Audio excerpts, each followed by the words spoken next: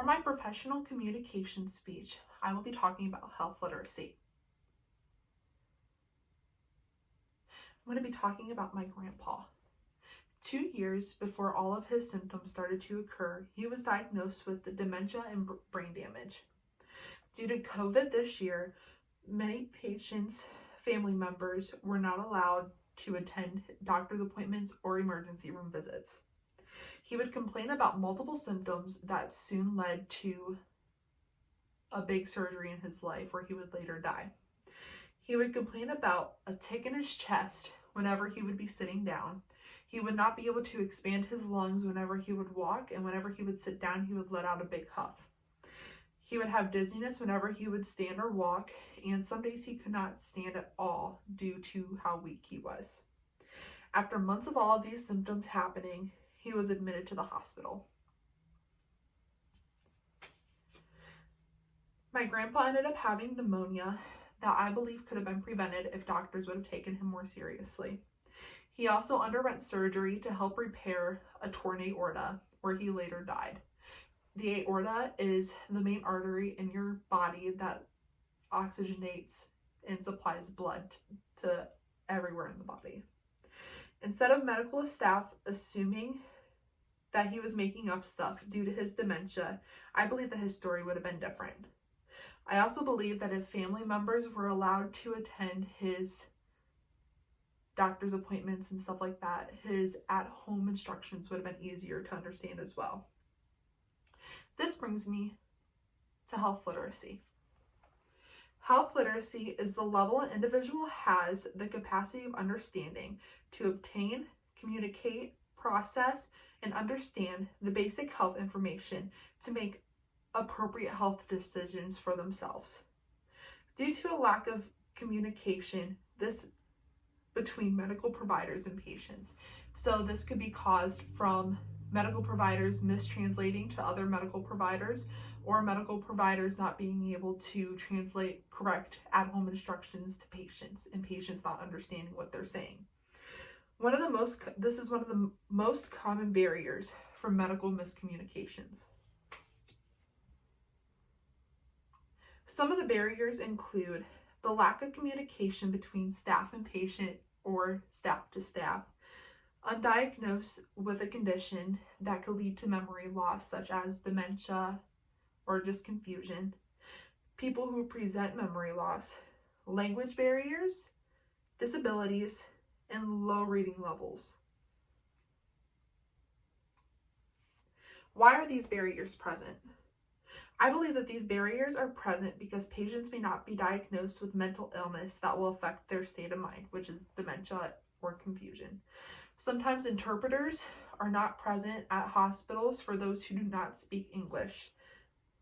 Sometimes staff may feel too rushed with other patients, so whenever they are discharging patients, they just rush through their instructions and give them an information sheet for them to read on their own. Or sometimes physicians may just not want to properly teach patients how to take care of themselves.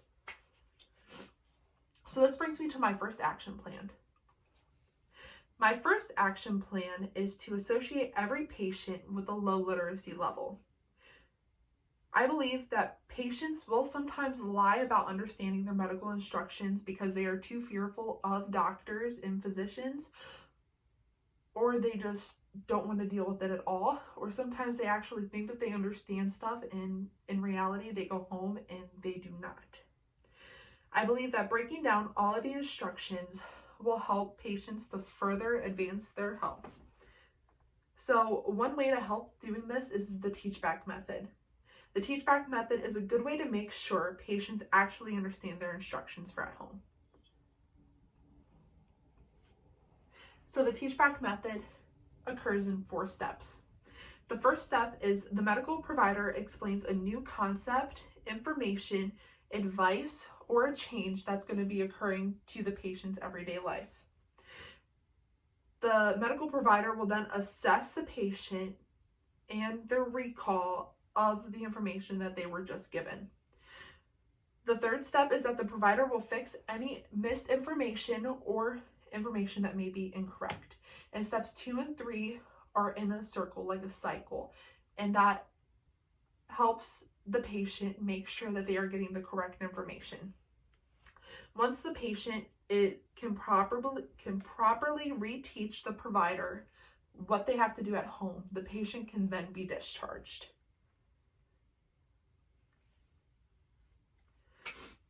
My second action plan is that medical providers should not expect a high level of patients understanding how to use medical materials. So this will help with prevention, self-treatment, and when to seek help. So my first example would be a diabetes patient. So whenever they are first diagnosed with diabetes, sometimes they will be given a glucometer to test their blood sugar. And a lot of times patients actually do not know how to use this. So one way of doing this could be to use the teach-back method, and the patient can actually poke their fingers with the needle, and the provider can show them how to wipe away blood, and then how to put the test strip on it, and then how to put it into the glucometer to test their sugar. This will also help them with knowing how to administer insulin and when to administer insulin. So if their blood sugar is too low, they could eat something sugary to raise it up. Or if their blood sugar is too high, then they will know when to administer insulin to lower it. So we learned a lot of communication theories in this course during the semester, or concepts. The first theory that I think relates to health literacy is the planning theory of communication. The planning theory of communication explains how individuals arrive to understand the goal-direct actions.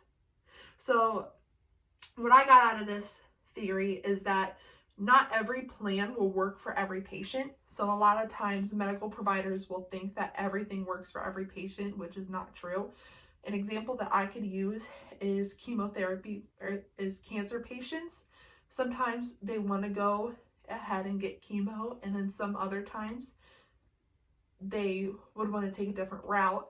And a lot of the times when doctors diagnose their patients with cancer, they just automatically want to start chemotherapy and radiation and a whole bunch of other stuff that sometimes patients may just not want.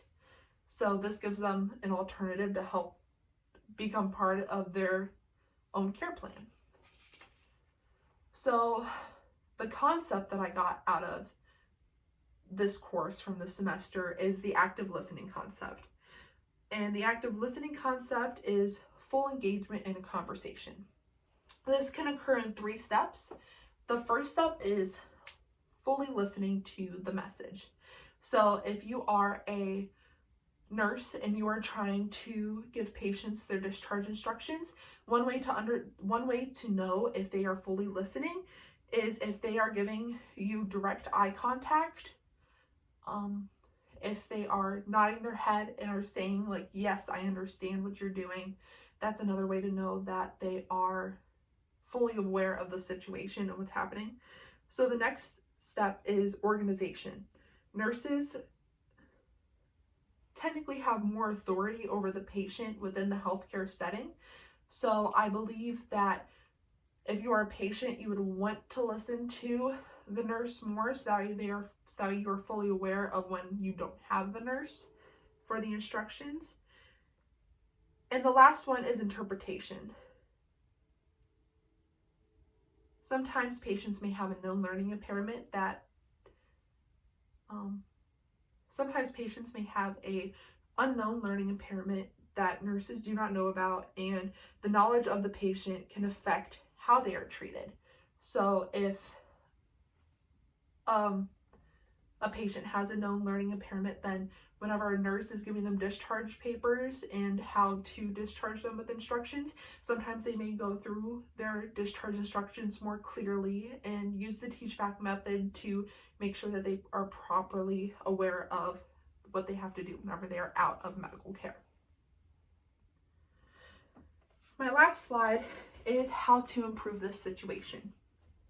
So I believe that giving them that giving patients other alternatives other than just an information sheet will help to avoid the barrier of health literacy.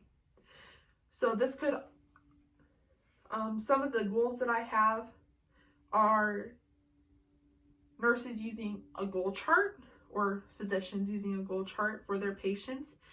This will help not only help patients who have a learning disability or low literacy reading levels, but it would also help the patient find motivation for wanting to improve their overall health. The second one I have is provide positive examples. So if they are not really seeming like they want to help take care of themselves, finding something that will provide a positive example is a way to help get them motivated. The last one is nurses really talking to their patients and getting to know them, and this will help overcome some fears that people have of going into medical care. I believe that if patients do not have this fear, then they will be more open and honest of when they don't understand something to speak up, so that way they will be better off at home, and them entrusting people more will keep them out of the hospital and keep themselves more happy and healthy. And that's it. Thank you.